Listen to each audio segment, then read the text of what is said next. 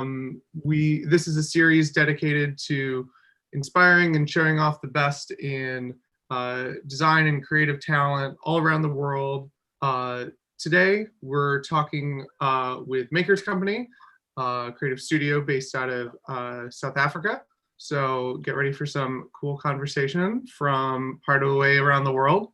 A couple housekeeping notes. Just want to remind everyone that on June 11th, we'll be talking with Matt Levere, who's a local Detroit photographer. So join us for that conversation. We've also got on the 12th, we've got Beetroot, which is a Greek creative studio, and they're going to be, again, just doing some world traveling around. So be sure to join us for that on the 12th. And then on the 15th, we've got Rice Creative, another creative studio based out of Vietnam. That's going to be nice and early in the morning at 9 o'clock a.m. So definitely set your alarms, wake up. We'll be excited to have you. Also, we just want to note this whole series is done free of charge, but we want to, make sure that you can give back a little bit to the local community for putting this on. We want you to consider supporting a couple local organizations right now in light of the protests against police brutality. So we got 4 ones that if you could toss a couple bucks to, I'm sure they'd be very supportive and excited about it. We've got first the Detroit Justice Center, which is a nonprofit law firm working aside communities to create economic opportunities, transform the justice system, and promote equitable and just cities. They also run the local bail fund. So if you want to help stop the practice of cash bail, they're a really great organization to put some weight behind. We also got the Michigan Liberation, which is a statewide network of people and organizations dedicated to ending the criminalization of Black families and communities of color in Michigan. They envision a state without mass incarceration and mass policing. So great local org doing a lot of great work. Again, another bail fund, the Michigan Solidarity Bail Fund. It's a project specifically dedicated to bailing out those most in need and those who put themselves at risk for fighting for our collective freedom. Doing a lot of work for bailing out protesters and activists right now. And then finally, given that it's Pride Month, I also want to give shout outs to the Ruth Ellis Center, which is an LGBTQIA+ center that works with youth and young adults with an emphasis on young people of color who are experiencing homelessness, involved in the child welfare system, and experiencing barriers to health and well-being. So really want to shout out Ruth Ellis. They're a great org located right here in Detroit. Also want to give a shout out to local creatives project here. This is DMJ Studio run by Donna Jackson, who's putting on 2 different poster exhibitions. One is the Posters on Politics exhibition, which is now in its 3rd year from the studio, talking about anything political happening now, put some posters together and get them out. We also have the World After as well, which is specifically about envisioning a world after the COVID-19 pandemic. Definitely get a look at both of them. You can find more info at dmjstudio.com. And now I want to turn it over to Maria to give us an introduction to Makers Company. Okay, thank you, Dylan. And Dylan, for those of you that are tuning in, is our AIG Detroit president. So thank you, Dylan, for helping to coordinate this and making sure everything is running smoothly. We're really excited today to be speaking with both Gert and Stephan from Makers Company. They're joining us from South Africa. The studio is based in Cape Town, so really excited to have them here to share about their own personal story, how they got started, and give you guys some context behind Makers Company, their studio. And we also want to welcome everybody who's tuning in outside of Zoom, through Facebook Live, on YouTube, through Twitter, and all of our social media platforms where you're seeing this live. Just know that if you are, or if possible, if you can log into Zoom, you'll be able to ask questions using the Q&A button here. So if you do have questions for either Gert or for Stephan, feel free to log into Zoom. If you're not able to log into Zoom and you're watching through another platform, just leave a comment and we'll make sure that those questions get over to both Gert and to Stephan during the Q&A portion. So Gert and Stephan, if you want to do a brief introduction for each of yourselves, and then feel free to lead us into the presentation. Awesome. I hope everybody can hear me. Greetings from South Africa, Cape Town. Usually a sunny Cape Town, but now we are heading into winter and there's a massive cold front just outside the doors. So yeah, welcome. I'm Gert. It's a German name, so it needs to be a bit of a crunch in it, like Gert or Gert. But I've heard so many variations of it, so anything goes. But to the English, Maria did quite a good job. Okay, thank you. Well, I have a German uncle, so that might help. Cool, yeah. So we are the Makers Company. I come from the Free State. It's a bit up north in the middle of South Africa, a smallish town next to a river, the Vaal River. I grew up there, small town, went to study in Potchefstroom, which is just an hour south, also a small town university. And I went over to England to see what the world could offer. And there I got really inspired by illustration after my studies. And I went back there after my studies to go work there and explore the world of illustration. And so I came back directly to Cape Town because where else in South Africa you want to be? So yeah, and then we started to work here for various companies. And after a while, me and Stephan saw the opportunity to just take the chance and start Makers Company.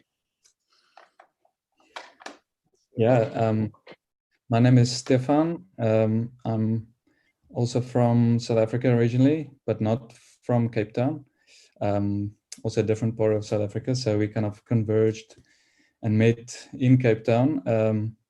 It's actually a funny story. I used to work at another studio where Gert was also involved, and that's where we actually met, and we decided to build something new. And yeah, that's when the opportunity to create Makers Company came from. I think we both had a passion for graphic design and illustration, and we both actually studied at the same university. But by fate, we didn't run into each other there. And then, yeah, when we started the company, we both were pretty much on the same wavelength in terms of our approach to design and values. And I think that's probably why we make such a good fit and why we want to share our values today, because that's kind of a way how we can explain not only what we do, but how we do it. So I think you can probably continue on that front, Gert. Cool. I'm quickly going to share the screen. Just we made some slides. Yeah, we are Makers Company. I hope everybody can see it.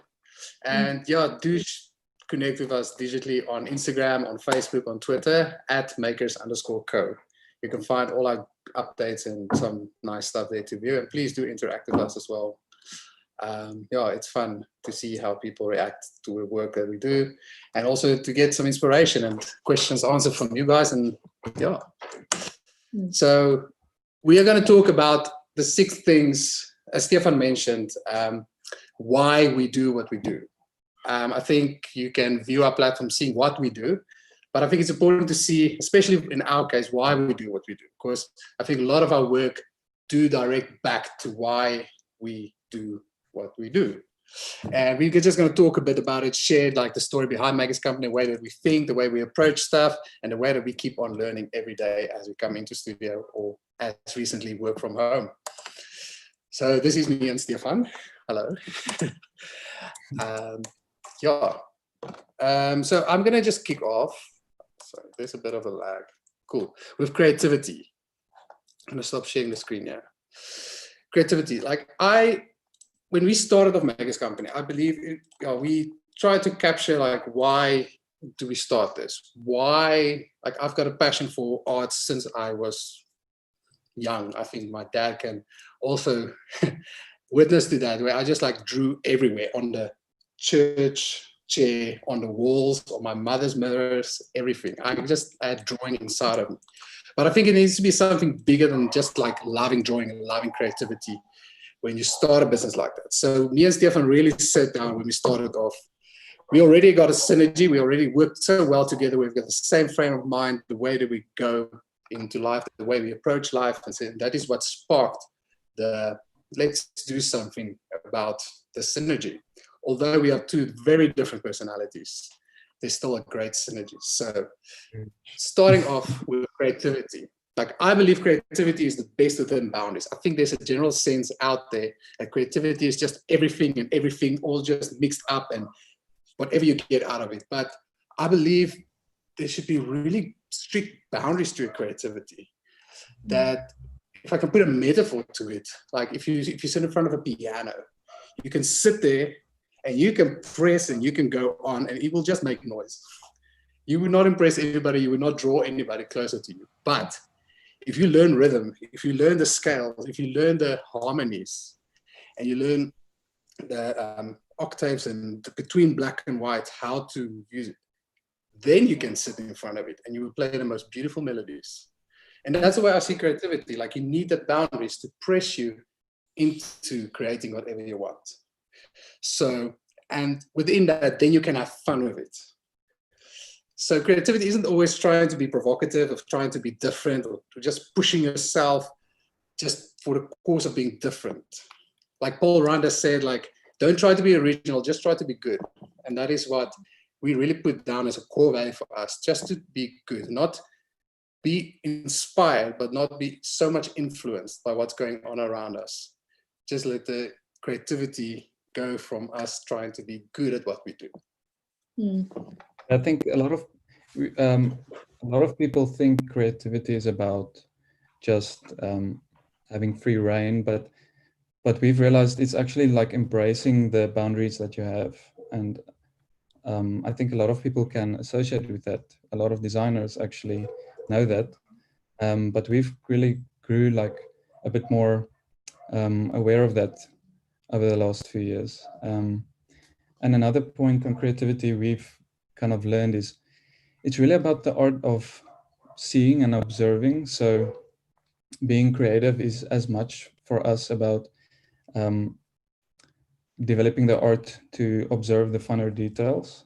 And that's the way you can really connect the dots, because that, in a way, that's what creativity is just connecting the dots, observing and making those connections. So I think we've realized creativity is a bit more, how can I put it? It's in a sense freeing to embrace the limitations rather than just creating anything, because everybody knows a white paper in front of you is very daunting. But when clients actually give you some restrictions, that's when the magic happens. Yeah, so that is creativity. It'd be great to hear your guys' view on it and what you think about how you see creativity and how you use creativity and the boundaries that there is and how it's working for you. So do chat and just share some thoughts of you. This is just some of the things that we've learned about it. So moving on to craft. Yes, craft, I'll get us started on that one.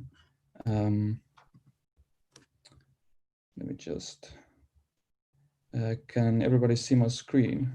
Yes. Okay, cool. So the next one, craft. Basically, what we've learned, just gonna stop here again. Basically, what we've learned with craft is actually quite straightforward. The amount of man hours you put into your work, you actually reap the benefits of that. So we just learned the hard way that putting in some elbow grease and just getting down to it, like that rule of 10,000 hours is really there for a reason. I think we started to embrace that over the years, just putting in a lot more effort. And I think one of the things that we realized is our portfolio. At first, it kind of seemed like the diversity of our styles, because me and Gert work so much different in our approach to design, and our styles kind of came from different directions. At first, we kind of thought, it's a bit of a problem that our styles didn't match. And the further we progressed as a studio and we like put down those hours and really invested, we actually realized that we can use that to our advantage.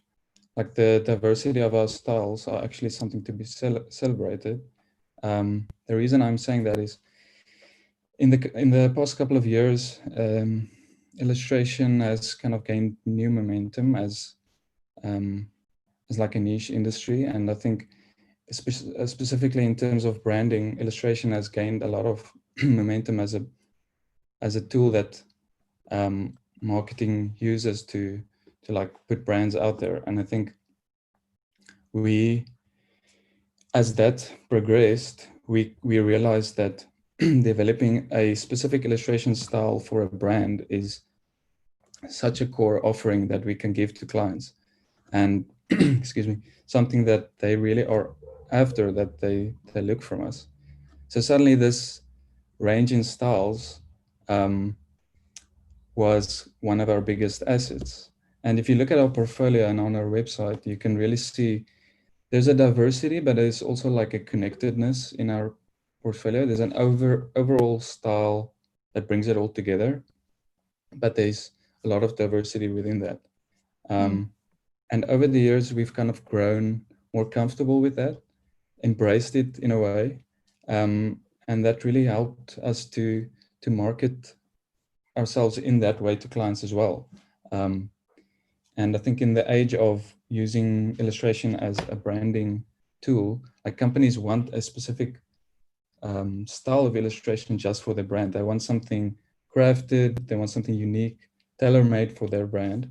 And that's where we kind of realize the advantages of it. So no, go for it. I just want to add to that, like we in the earlier years, like a lot of companies looked at us with a bit of content. It's like, okay, cool, you've got so many different styles. What do we do with you? What? And we realized, okay, cool, this might be working against us. But as Stephan said, recently, with the whole illustration and branding just coming together, we actually found it as an advantage where companies started to approach us they want something new, a new style that's not out there.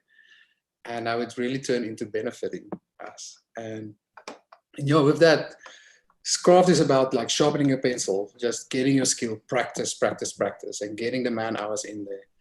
And like we have actually, we're going to show it a bit later, how we have cut like 20% of our workload, like not workload, like our time spent on work, we've cut out client work. We've like put 20% of our time aside so we can do proactive. And we really believe in sharpening your pencil, so we can just like sharpen our pencil and keep up to date and create new stuff out there because people want the new stuff. So it was a risk that we take to really invest time into this, which we will talk about later a bit and show you some of our practice. We can actually give them a sneak peek just now of what we're talking about while we talk about the craft. I just want to give a peek of kind of the projects that Gert is referring to. So on Fridays, we learned that over the years, you need to make time to invest in your illustrative style. And with that, I mean, when you're in the cycle of client work, you never really invest in your portfolio in a way that really enriches it with something new, something experimental, because it can sometimes happen that work you create for clients kind of have the same flavor, and whatever you put out there, clients ask for that. So at quite the beginning stage of our studio, we realized that we have to put time aside to really invest in new, like experimental work that we put out there, so that in turn clients can ask for that specific work. So it kind of becomes a cycle on its own, and if you don't put out time and invest in that, then that would never happen. So it's kind of a sacrifice that you have to make, but the rewards are so worth it. I think early on we had this idea of like carving out specific week-long projects or multiple weeks, and we just didn't see that as being feasible. I think later on we decided maybe make it like smaller increments of time. So we came up with this idea of like taking Fridays and just using Fridays as like our proactive day.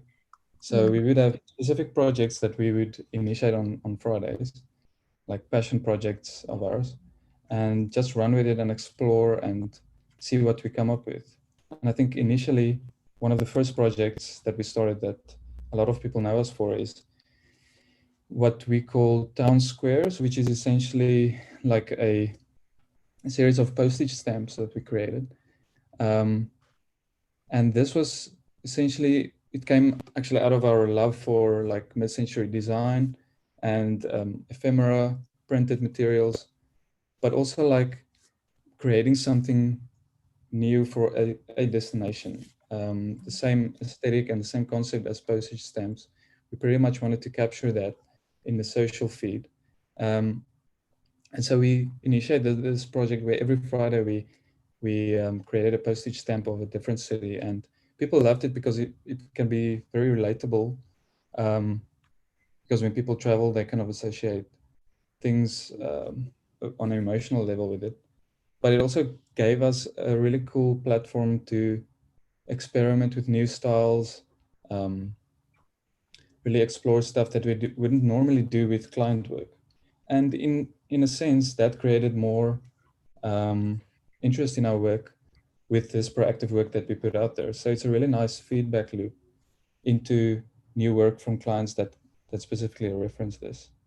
We also did other projects, like we created one where we explored with characters, which is called Friday Friends, which you might also see on Instagram. And then we have, what we're busy with at the moment is like exploring badges and kind of mock-ups, almost logo type configurations. So every time it's like a different aspect of our craft that we kind of explore and try to refine, but we realize that we have to put out time to do that. Otherwise it's much more difficult to establish that. Yes. Cool. Yeah. So we are busy with badge. We call it Badge Club. So on our Instagram, you can also follow links towards Badge Club and just follow us there. It's our Friday experimental. I find badges a bit more difficult than Friday Friends, and the stamps, integrating type with image and just keeping it really simple. It's a bit tricky, but that's the point. So we can learn new things, so we can expand. So yeah, that is craft. Moving on to honor. Our next, I'm just gonna refer back to the screen. Moving back to honor. Good heavens. Honor, there it is, number 3. So this is a thing very close to our heart, being really honorable in the way that we work. It's about integrity and our values. And I think it's very important to make clear to you and your team what you stand for and what you do not stand for. And I think there's a big matter of respect. Like give respect and get respect. And yeah, because you kind of need to make it clear beforehand for yourself. Because starting up a studio, starting up a business, there's a lot of opportunities that comes your way. Some are good, some are not so good. And you kind of need to make your mind and heart up beforehand. Because when it comes to you, it's very tempting to then make decisions in that space which do not align with your company's vision. We're going to talk a bit later about our vision. You can see it's also one of the 6. But yeah, to be honorable and to really have integrity in the way that you deal with people.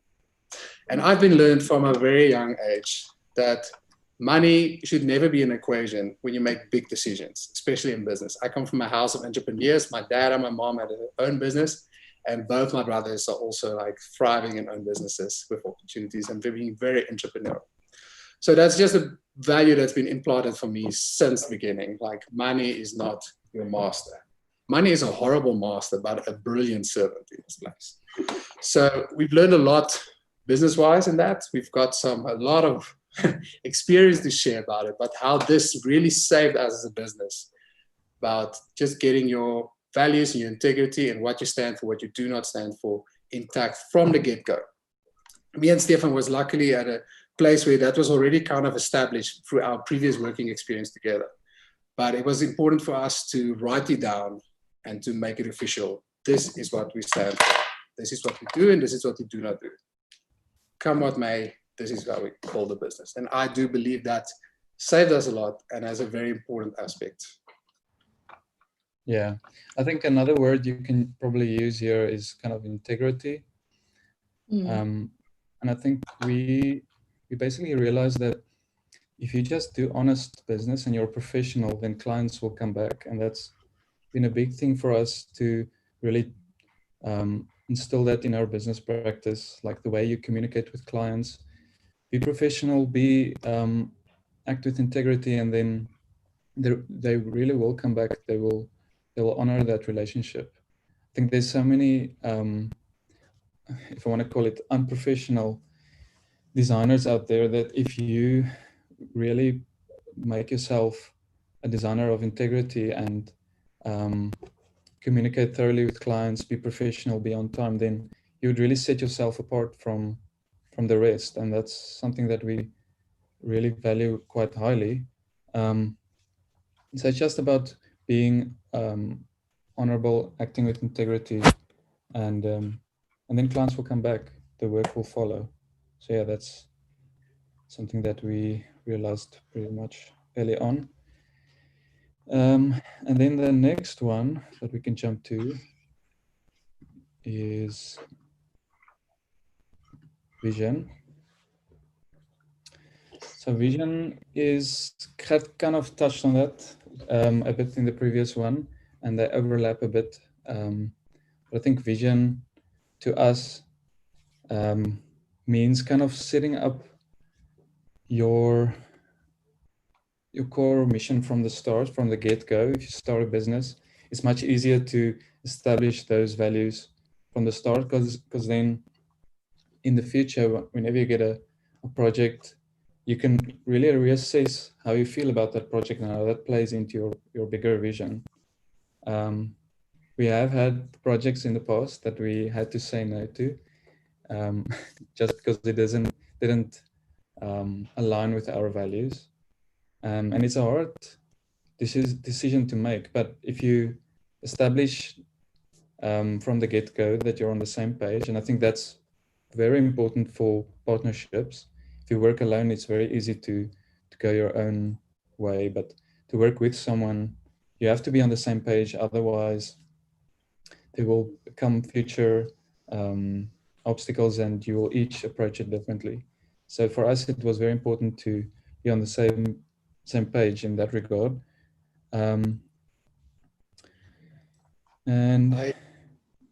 For me, the vision part of it as well, to be practiced, to be disciplined, and foster habits that aligns to a road towards your vision. Because then it's much easier to keep on track towards where you are going if you already established those habits, those rituals towards the greater vision that there is. And sometimes we do take on jobs. There are jobs that doesn't completely align it, but it's not contradicting to our vision. It's just along the path because we've got bills to pay, which some people will never see in the day of light. But it keeps us going and it keeps us helping towards our bigger vision. But it's not contrary to our vision. I hope that makes sense. And another thing that's really important, we have a thing in our studio called the faith wall. It's actually just our blackboard, which we plan in, but it's there in our vision. So we have a couple of jobs that we really want to do. Some clients we really want to work for, Patagonia. And yeah, we put it up there and we keep the vision like this is the work we want to do. And we put our faith out there. This is what we want to do. We trust that this job is coming in. And believe it or not, over the years, like how many post-its we can take off that wall and stick it on the other side, like been there, done that. And it's just such a cool way just to keep track of your vision, like where you are. Are you progressing? Are you meeting it? If you're not, like what can you change? What can be different? But yeah, that's just a very practical part of it, like keeping vision, keeping your eyes on the ball. and having fun doing the job that you want to do. So yeah, next up, I don't know, I'm just going to share again my screen, where we have community. This is also very close to my heart, community, because we are not islands. We're not made to be islands, and being and staying connected, to keep learning and also keep teaching other people while you learn, to be transparent and to be humble. I've got a favorite saying. I think Stephan's just going to roll his eyes. Like, I used to watch Bill Nye, the science guy, when I grew up, and he said something that really stuck with me. It's like, everyone you ever meet knows something that you don't. And he said it in a tone that you need to seek that out, because that's how you get wise. That's how you get knowledgeable. And you need to be humble to seek it out. So it's something that we're really trying to do. And every person we meet, every client we meet, don't just interact with them as being clients. They're a person. So there's a story behind it. And you can learn something from that person. Sometimes people are open to share, sometimes people are not. But it's always good to learn something new about your clients, not to see it as a job. And I'm an extrovert. I love connecting with people and love to hear people's stories. So yeah, to community is so important. Like, on the sideline also, to just do little designs for friends, a logo here, all that. It's just so good just to use your skills and invest in the community around. We actually have the aim to, we haven't done it yet because we haven't found it yet, like to get a creche nearby or a nursery nearby, just to go paint the walls, stuff like that. It's something that's on our bucket list to do. But it's good to be in community, not to be in your island, your studio, doors closed. Get out there. And we've got some great relationships with other companies in Cape Town. We've got an animation studio here in Cape Town, another one in Joburg that we regularly work with. Like, if we get work in, they help us. And if they get work in, we help. We just have such a good community. And after each project, we have got the habit to send them a gift. To say thank you. It's just amazing to just foster relationships like that. And with community, it's good to get outside the design bubble as well, because our design world is actually so small. Even across seas and other countries, it gets so small. To connect with other industries as well, to connect with the other outside as well. And like, I've recently, with some friends, started a platform called 10 Tales, where we share stories, especially during this times that we're going through in the world. Like, we can just hear other people's perspective, what stories they have, connect with people. So it's good to be open to that community platforms out there, because you will see after a while, it starts to influence your work internally, because you can't divide it to worlds. And if you try to, you would actually, but you will be on the negative part of it. Sorry, I'm struggling with the English word to get. The word is not with me now. Yes. You lack something. Which is not our first language. Yes. So yeah, Stephan, you've got, over to you. Cool. So then the next one, let me just share my screen again. Next one, and the last one, is passion. It kind of seems pretty obvious to have passion for design. But I think something that's, for us, that's been like very integral in our approach to business and design is really just to have fun. And I think a number of people have actually told us this, that if they look at our work, they can actually see that we have fun when we do it. And that's such an integral part of our values, just because we've realized if you have fun while you're doing something, you actually become better at it as well. So I think something like that is very important if you want to not burn out as a designer, to really still harness that that fun aspect that keeps you going, and really to engage with whatever you do outside of your work as well. Passion for us also means like actually pursuing passions outside of design. And that can be other forms of design as well. Doesn't have to be outside design completely. Like, for instance, if your work is in graphic design, you can maybe look at other spheres of design or other disciplines of design. But to really engage with other aspects of life, to have like a good work-life balance for us is really important, because that's where the magic happens, where those passions of yours intersect is really where inspiration kind of grows and blossoms into something amazing. So for us, it's very important not to work 24/7, to really pursue stuff that you're passionate about. Like, take for instance, I'm a big fan of the outdoors or hiking. Gert is a big fan of cooking. Both of us like to travel.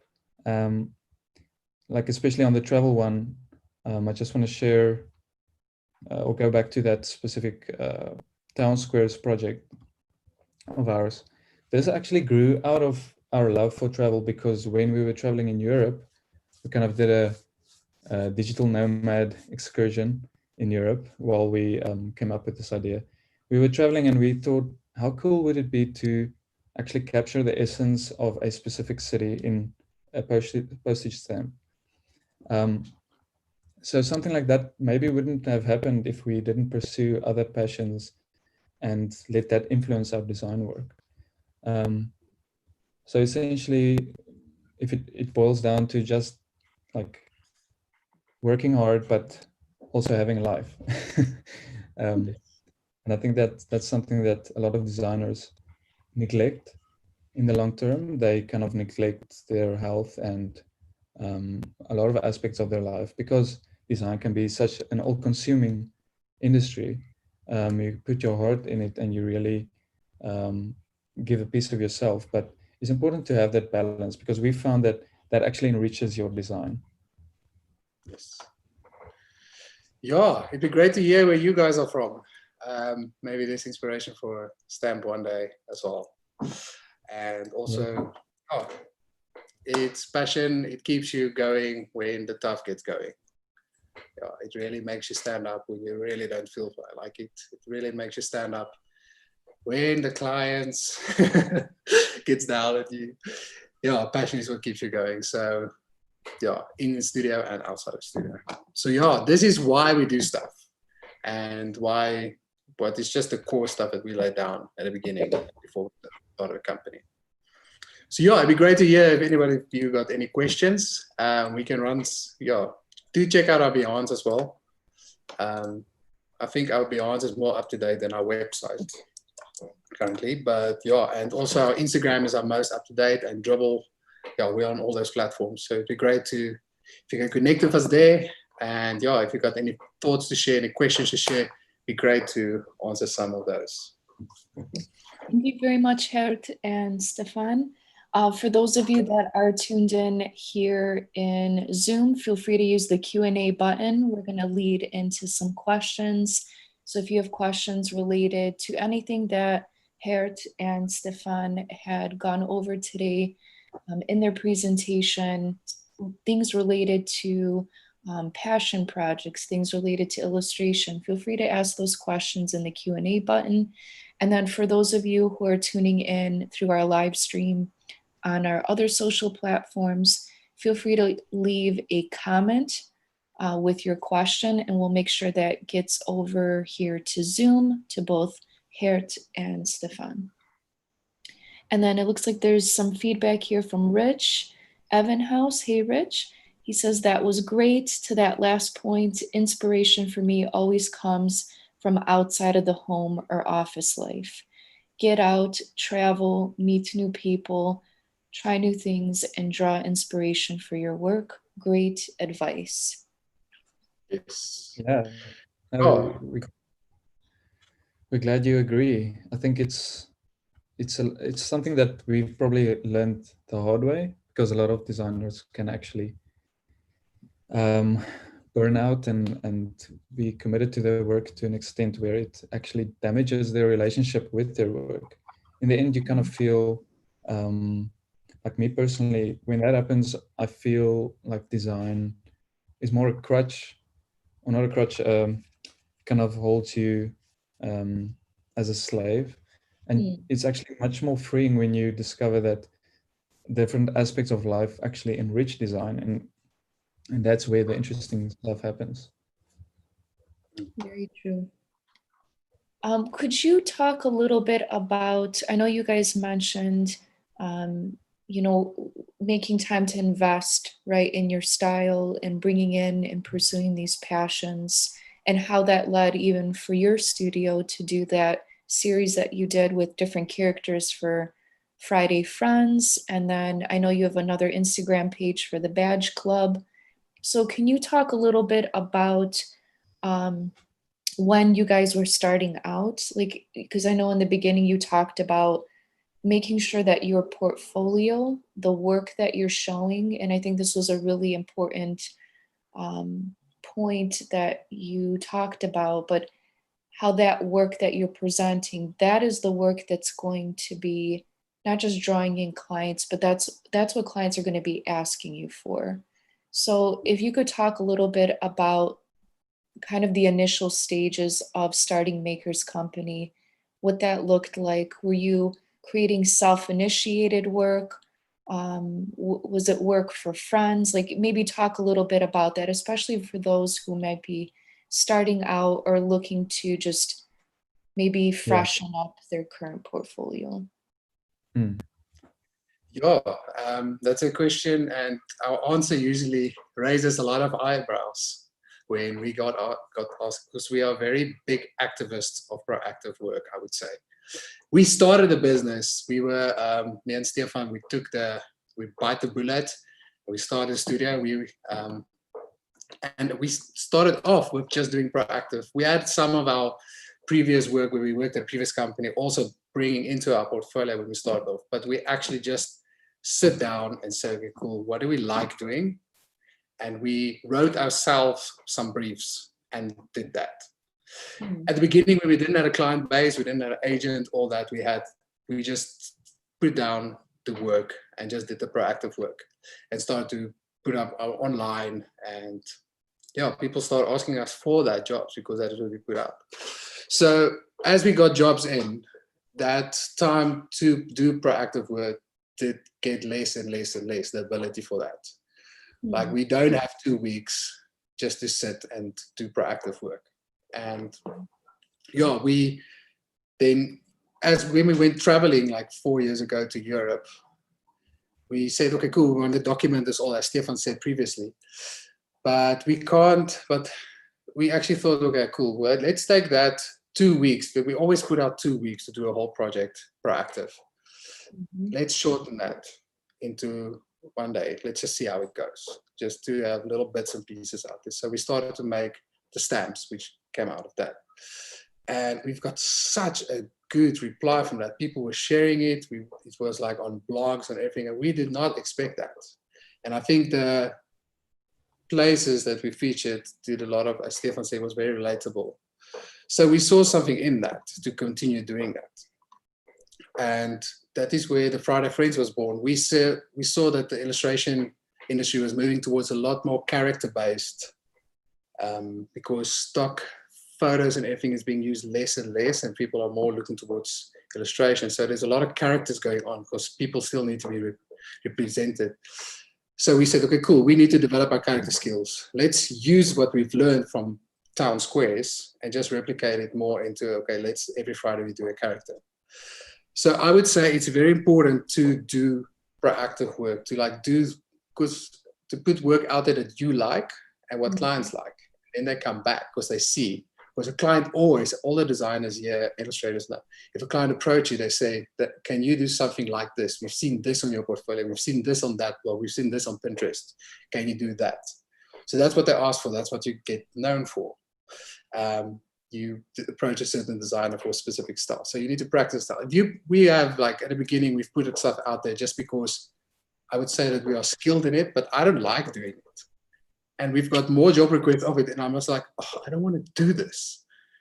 And we're like, okay, cool. We're just taking it off our portfolio when we're in a place where we can afford to do that. Because sometimes you just need to do it to pay the bills. But yeah, we've just found the value of that was just amazing. Which is like to put out the time, no client work, and do the proactive to learn and put something new out there. And I think on the surface, Yeah, I just want to add that on the surface, it might look like a very stupid thing to do, to actually like eliminate the amount of time you spend on client work from your schedule. And I think that the hard way to learn is to learn that you actually won't get to the passion projects and the proactive work if you're in that cycle. There will never be time for you to do that passion project. You will have to make time to do that. And that's what we did. We actually put out a specific amount of hours each week. And when come hell or high water, we actually did our passion projects then. And it's a scary thing to do at first, to actually say, well, we're not doing client work in these hours. But I think the return on investment is so worth it in the end, that it absolutely makes sense in terms of doing that. And I think a lot of designers are wary of that. It may seem stupid even to do that because it doesn't make business sense. But if you think hard and long about it, it makes complete business sense, because it's just through new work that you keep advancing your style and upgrading your portfolio. Yes, I totally agree with that. I see there's a question. Can I answer that? Yes, go ahead. Cool. From Jean-Paul. That is a very, very good question. We recently employed a student fresh out of college from the beginning of January. She's still with us. She's amazing. And this question also came up in a discussion with her over lunch. Yeah, the question is, I started a little agency by myself and it's been great, but really hard work. I've been wondering how different things would have been if I'd started with another person. So I'm keen to find out. First, do you see starting your agency together as a massive advantage as opposed to just by yourself? And if you had to do it all over again, would you consider starting it on your own? Stephan, sorry, number 2, if I had to do it all over again, now, I would say that it's a massive advantage having Stephan by my side. Like, as you can, I'm not sure if you can see, but we are two totally different personalities. I sometimes think to have in the studio would be an amazing live, what do you call it? A reality show. Yes, the fights that we have and the laughs that we have. And, I think it's very advantage just for the social aspect of it. I think bouncing ideas. If you're having a bad day, he's having a better day, he can inspire you. There's just mutual inspiration going around. But more than that is you get a total different viewpoint on things, like doing your business. Like he came up with some ideas that I do not understand. Until this day, I don't understand. But somehow it worked. And I realized I'm not always right. And I think that's a very valuable place to be learning to be teachable. And it's very valuable to have somebody with you. But that said, also it's important like who you have with you. I think that's a more important question than having somebody with you. Yeah. Like it can be the total opposite thing as well, which there was experience of me. That's why we're so really hardcore on our values. It should align, because bad experiences happen if your values don't align, and you are like two horses pulling something apart. But if you're two horses in the same direction, I think everybody knows that science analogy about one horse can take this, but two horses can take 4 times the load. And I think that's absolutely true in starting a studio with somebody, like just to have somebody by your side. If there's something that happens, if you're sick and you can't come into work, it happened. And then there's somebody to take the jobs, to be able to. It happened many times that Stephan needed to sit throughout the night while I was sick or unable to work. And that just helps. It just helps to have somebody there who's got your back. So I don't know if Stephan wants to add something. He probably wants to leave, or if he can have it all over again on its own. I think not. No, I think you really hit the nail on the head. I think only thing I would add is just in terms of how personalities can differ. I mean, it's not hard to see me and Gert are completely opposite ends of the spectrum, but we've kind of learned to embrace that, and it really has an enriching experience as a business, because it gives you different ways of seeing problems, and I think different ways of critiquing design work. It's always nice to just bounce ideas off of someone. If you're working on your own, it's a bit more tricky to get that kind of feedback from someone, and yeah, to realize that you're not always right, and to give the other person an input is a very valuable thing to learn in a partnership. And I think that we've learned the hard way. So yeah, I hope that answers your question.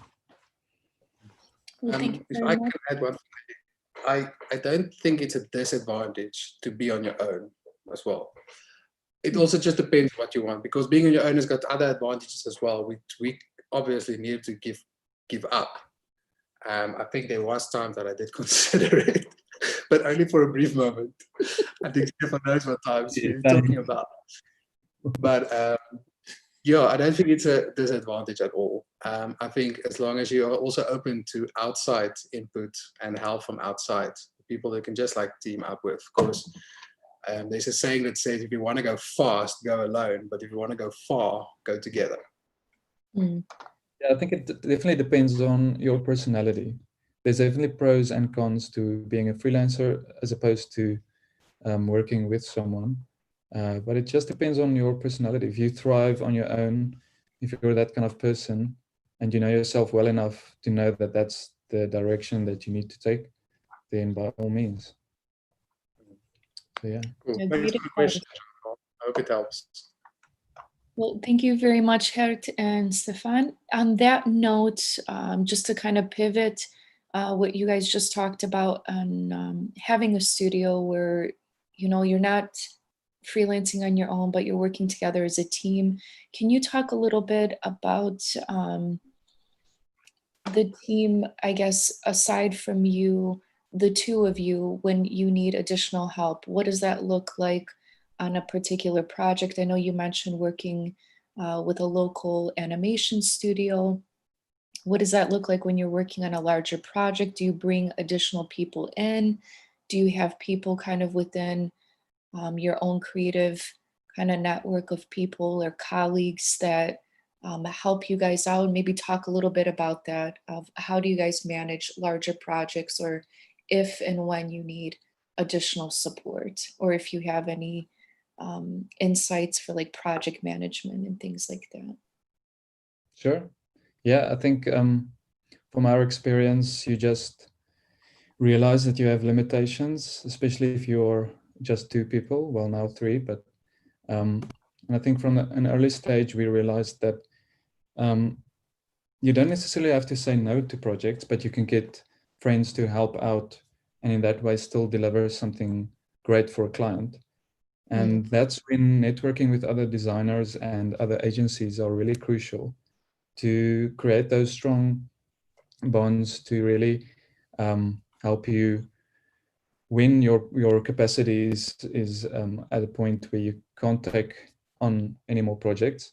Then you can actually rely on your friends, and it's, for us, it's a model that's really helped us still take on projects. And yeah, some of our favorite projects on our portfolio are ones that we collaborate with other creatives, and especially with animation, that's very true, because in the beginning we kind of learned the aspects of animation and what it entails, kind of being thrown in the deep end.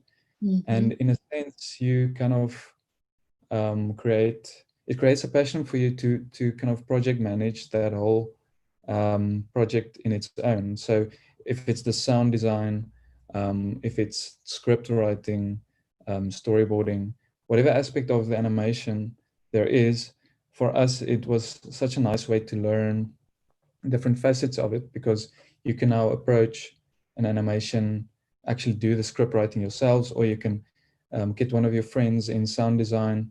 He can help out with doing like custom scoring for an animation. So there's a lot of advantages to that. I don't know if you want to add something to that. Yes.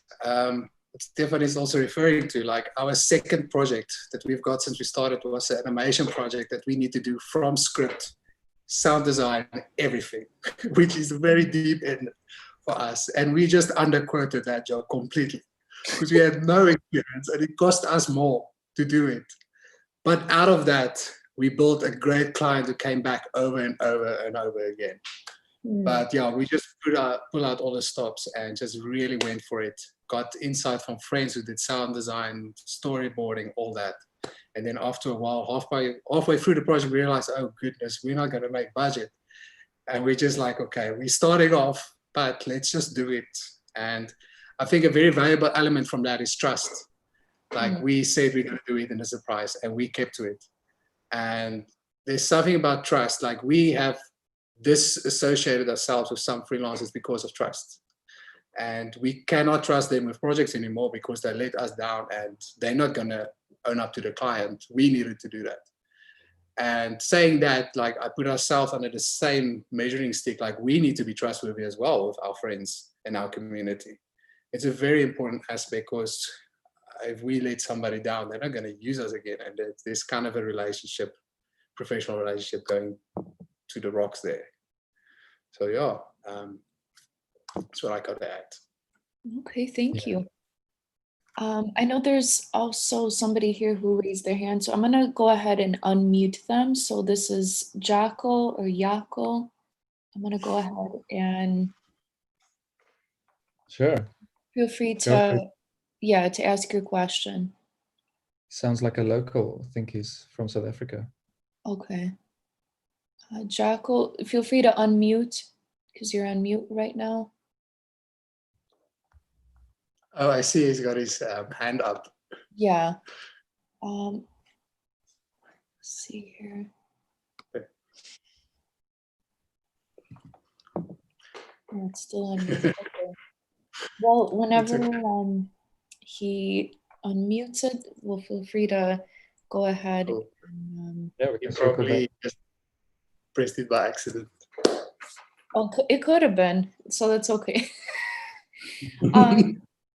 Well, on a Yeah. side, a quick other question, because something that I think that you guys talked about too, as far as, you know, maintaining that vision that you talked about as far as some of your core principles and investing in the community around you. Can you talk a little bit about that related to Cape Town's creative scene, what you guys are doing, or give us some insights of what that community looks like, you know, the creative community in Cape Town?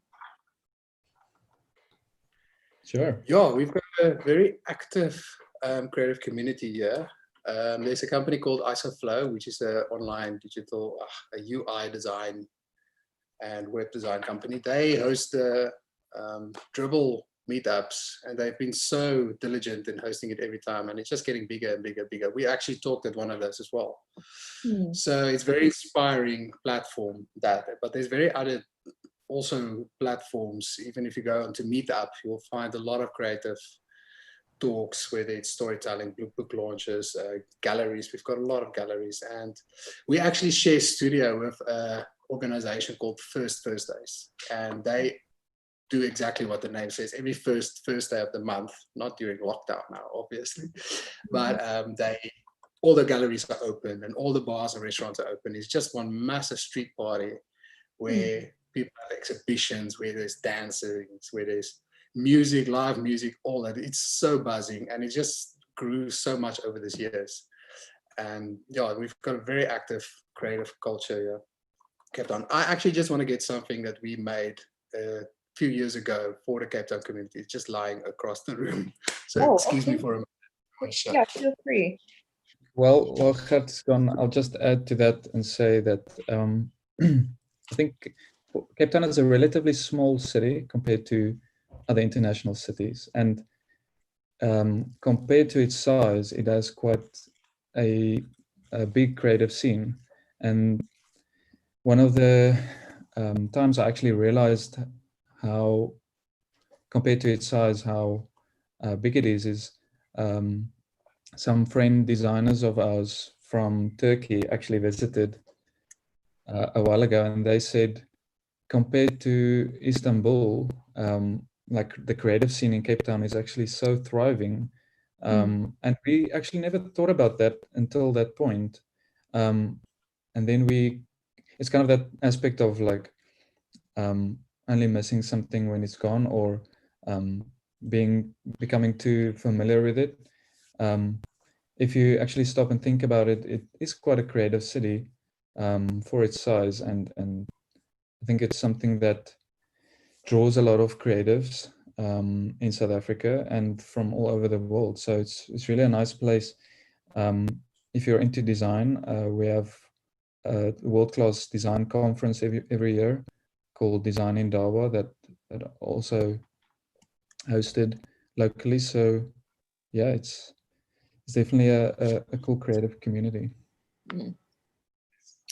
If I can show you what we did, I think it was in 2007, just after we came back from Europe on our trips. I'm not sure if you guys know Herb Lester. I don't know how to pronounce it. Herb Lester. They've got these little maps of all the cities, just showing the off-the-grid places around. So we contacted them and say, yo, we want something like that for Cape Town, because Cape Town has been like the top tourist destination for the past few years. Not sure if anybody there has been to Cape Town, but it's really worth the visit. It's amazing. The food is amazing. It's cheap. And yeah, just the culture here is absolutely, there's a reason why it was also design capital a few years ago. So we made a map of Cape Town with the little things inspired by the Herb Lester maps. So we went around visiting some of our friends with small studios, some creative places, and we said, we want to make a map as a proactive piece. All costs are on us, and we want to feature a bit of the off-the-grid places around. And the unforeseen repercussions of that was like, we get to meet the people behind the stores. We get to sit across the table and have conversation with them and know the face. That was all worth it. Even if we didn't print the map, that was just amazing for me, just to get to know the people behind it and say, wow, these people are so creative. They're taking opportunity. They're doing something so great. So that was just a bonus for us. So we created this map. It's on our Behance page as well, like the map, where we just feature some places in Cape Town. We drew it all, a map, and just a bit of description of all the places in there. Yeah, it was quite a job to do. By the night before, we were to send it out to all the restaurants, because the only thing that restaurants need to do is they need to feature it on their stand, which they were happy to do. We realized there were some spelling mistakes. So we needed to reprint the whole batch. So we've got extra maps, which we recycled them. And we just made some stickers and put stickers on half of them. Oh, it was a very bad error we made, but it was very successful, the maps. We got a lot of contact from the hotels and saying, oh, we've been looking for something like this, because there's just all these tourist brochures that just clutter the entrance hall. But this is so unique because it's the smaller places, it's the local places. So yeah, it was really cool just to explore the local places doing that project. And we wanted to do it again. We've got contacted by another company later last year to collaborate on making another map for Cape Town. I think that's been put on hold with the lockdown and all that. But yeah, it's just such a passion project that turned out so well, connecting the creative community. And we actually like explore the creativity around in Cape Town. As Stephan mentioned, there's actually a lot going on. Now, with that particular project, was that something that you guys created at first for yourselves to do, or were you guys commissioned? That was totally a passion project. Passion So project. we saw that there wasn't really a curated guide for Cape Town, even though it has such amazing design scene and restaurant scene and whatever scene you can think of. So we actually just did it ourselves. We thought, why wait for someone else? Just create a guide of like the coolest places we can think of. And the big advantage was we can do the illustrations, so nobody can dictate to us what we should do art direction wise. We can do it ourselves. So that's one of the big advantages of doing your own thing, is you have complete control over it. It is such a joy when you walk the streets and you see a tourist with this map trying to navigate himself to the place. It is just, there's just so much joy that comes to your heart, like, yes. Nice. Well, Gert and Stefan, thank you very much for sharing that. For those of you that are just joining us or tuning in, please know we're going to have a couple more minutes for Q&A here with both Gert and Stefan. So feel free to type questions that you might have for either one of them related to anything that they shared, maybe some design questions that you have. Feel free to use the Q&A button here in Zoom and just type away your questions that you have for Makers Company. So for all of you who have submitted commentary and some questions, I know Jean-Paul and Rich, thank you for your feedback. But we'll get wrapped up here in just a few minutes. I don't want to take up too much of your time because I know we're already at the hour. So with that being said, I guess one other question that I have for you guys is what types of projects are you currently working on? And with the fact that there are two of you on a team, what does that process look like as far as, is there one of you that's handling mostly the business side? Or are you guys, both, with clients and talking to them collectively between the two of you? Like, how do you delegate work on a project between the two of you? I think And Stephan, I'm waiting for the other one to talk. Yeah, that is a question, right? I think some of us are better with admin, some are not. Some of us are better with the finances, others are not, and project management. But we've figured it out. I think we are still figuring it out after 5 years. But we've got a system going. We've got a project management. Yes, we've gone through all the project management systems. The amount of times we need to transfer all our data and all that. But yeah, Stephan is very good at the project management system, keeping us everything intact, lists and the timing and the booking out the times. I am not that good. So I sometimes leave that to him. I think it's better to play at your strengths, to where you are good, where you are strengthened. Like there's no need for me to spend 4 hours for something that Stephan can do in 1 hour. So it's just efficient. So, but we've learned the thing that if I work on a project, Stephan is the main communicator on it, and vice versa. Like Stephan will connect with the clients about a certain project, and he will run through, make sure that I don't miss anything, because if I get too involved with the project, I get too used to things and I miss things. So it's good to have the other eyes on the project as well. That is also like one benefit of working with someone. And somebody as diligent as Stephan with the eyes of a hawk. So yes. And there's sometimes where we just overlap and like, oh, okay, cool. We've both done this now. Oh. But I think we've gotten better over these years. Stephan, and the ironic thing is actually that as structured as I am in my approach to work, the complete opposite is true for our styles of design and illustration. So my approach to illustration is much more organic and loose, and Gert is much more inclined to structure using a grid. So that way we can kind of delegate projects for each other based on our skills. So essentially when a project comes in, we would think like which one of us skill-wise would fit the project best. And that's basically how we divide it up in terms of our illustration styles. So that answers your question. I think sometimes our skill like determines who, as Stephan just said, but in studio we have our own little pitches that we pitch against each other for a job. But it's also like the clients usually love it. If they come with a job, okay, cool, we want a new style or something, then Stephan do a bit and Viola, our new employee, do a bit and I do it. And we just present all different styles to the client and he's like, oh, wow, cool, I picked this one. And then whoever did that style gets to do the job.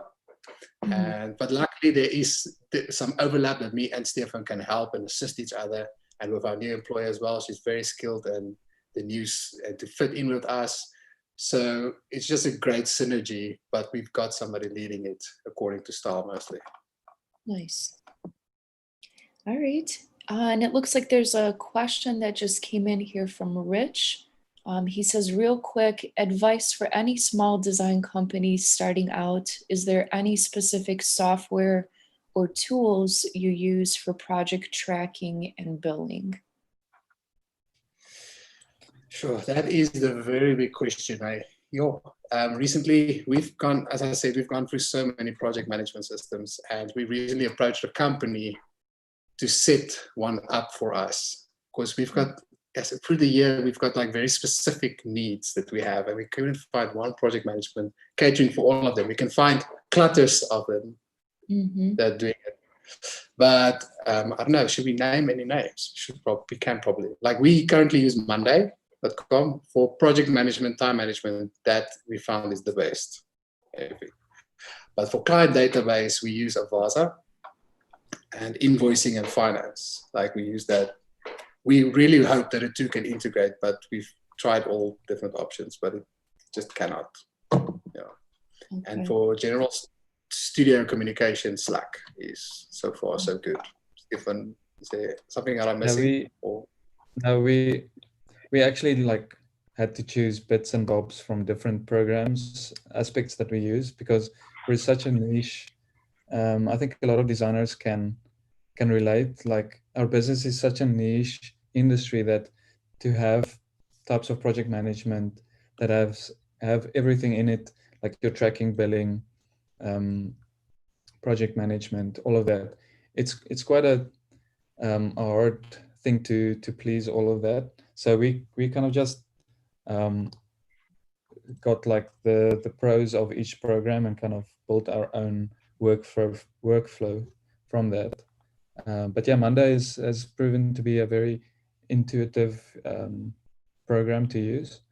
I really love that one. And then, yeah, stuff like Harvest or Avasa really helps with billing. So it really depends on your size of studio and your capacity. But for us, that's really helped a lot. I think I'm the one with the biggest issue when it comes to project management, because I just want it to flow. I don't want it to take an hour and half an hour of my day. I want to sit, click a button, type something in, and it should just go. But I couldn't find that yet. Yeah, I would like to talk to a programmer about developing the perfect system.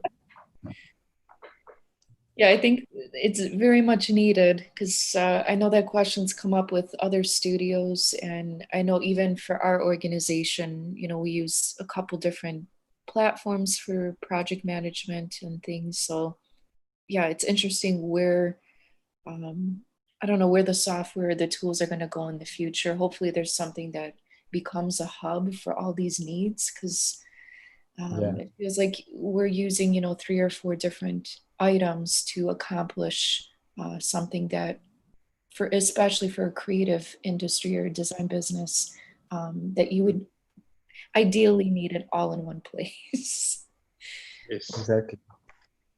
Hopefully soon.